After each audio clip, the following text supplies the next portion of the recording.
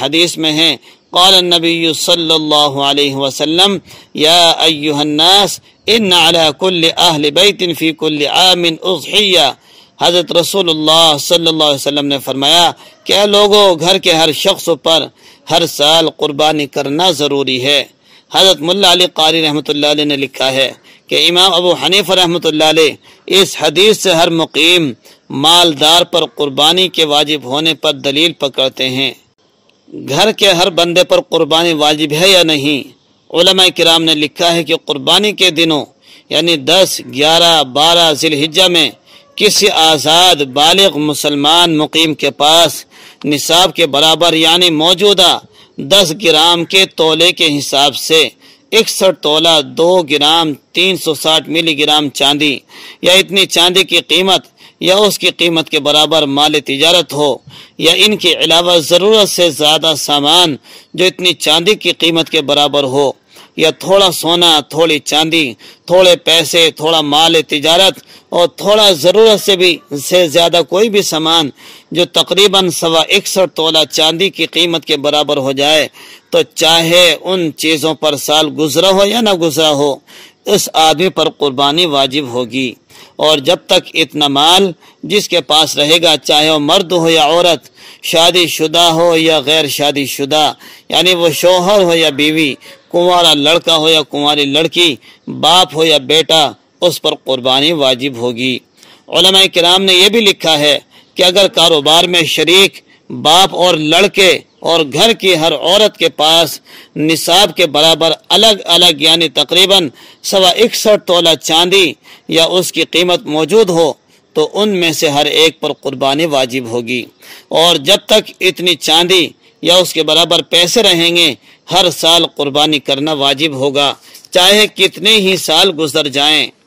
اور اگر کاروبار باپ کی نگرانی میں ہوتا ہو اور حساب و کتاب بھی باپ کے ہاتھ میں ہو، اور اولاد کاروبار میں باپ کی مددگار ہوں اور سب کما کر باپ کو دیتے ہوں، اور ان لڑکوں کے پاس الگ سے کوئی رقم 61 تولہ چاندی کے برابر نہ ہو، تو ایسی صورت میں اگر صرف باپ کے پاس 61 تولہ چاندی کے برابر پیسے ہوں یا کچھ پیسے اور کچھ مال تجارت ہو، تو صرف باپ پر قربانی واجب ہوگی۔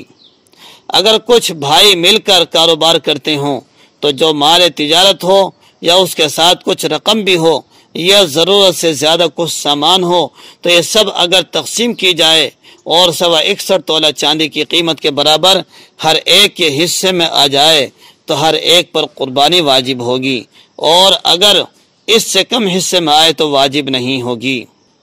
مشترکہ خاندان پر قربانی کا وجوب۔ اگر باپ کی وفات کے بعد اولاد ایک ساتھ کاروبار کرتی ہے اور ان کا مال مشترک ہو، تو سب برابر کے حصے دار ہیں۔ پس اگر مشترکہ مال یا جائیداد تقسیم کرنے کے بعد ہر ایک کا حصہ نصاب کو پہنچ جاتا ہے، تو ہر ایک بالغ اولاد کو اپنے نام سے قربانی کرنا ضروری ہے، کسی ایک کی طرف سے قربانی کرنا کافی نہیں ہے۔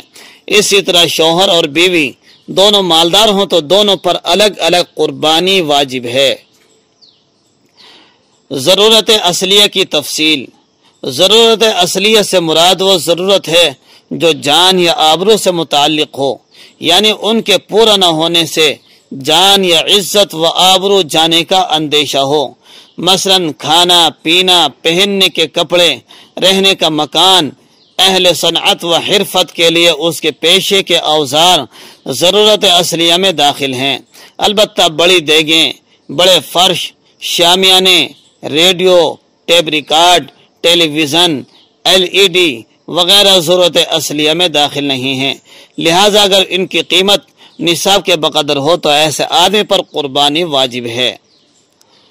قربانی ہر صاحب نصاب پر ہر سال واجب ہے۔ بعض لوگ ایسا کرتے ہیں کہ ایک سال اپنی طرف سے قربانی کر لی اور ایک سال اپنی بیوی کی طرف سے کر لی، ایک سال لڑکے کی طرف سے، ایک سال والدین کی طرف سے۔ ایسا کرنا درست نہیں، بلکہ جس طرح زکوٰۃ اور صدقہ فطر ہر سال ہر صاحب نصاب پر واجب ہو جاتا ہے، اسی طرح قربانی بھی ہر صاحب نصاب پر ہر سال واجب ہے، خاص صاحب نصاب افراد شادی شدہ ہوں یا غیر شادی شدہ۔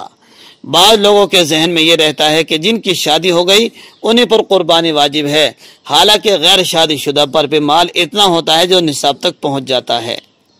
حضور صلی اللہ علیہ وسلم اور مرحومین کی طرف سے قربانی، اگر کوئی شخص نبی پاک صلی اللہ علیہ وسلم کی جانب سے قربانی کرے تو کوئی حرج نہیں، بلکہ یہ سعادت کی بات ہے۔ میت کی طرف سے قربانی کرنا درست ہے اور میت کو ثواب بھی ملے گا۔ میت کے نام پر قربانی کے دو طریقے ہیں۔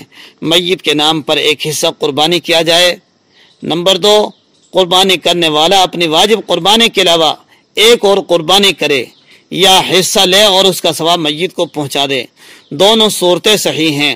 میت کی طرف سے قربانی کرنی ہو تو ہر میت کے لیے الگ حصہ رکھنا ضروری ہے۔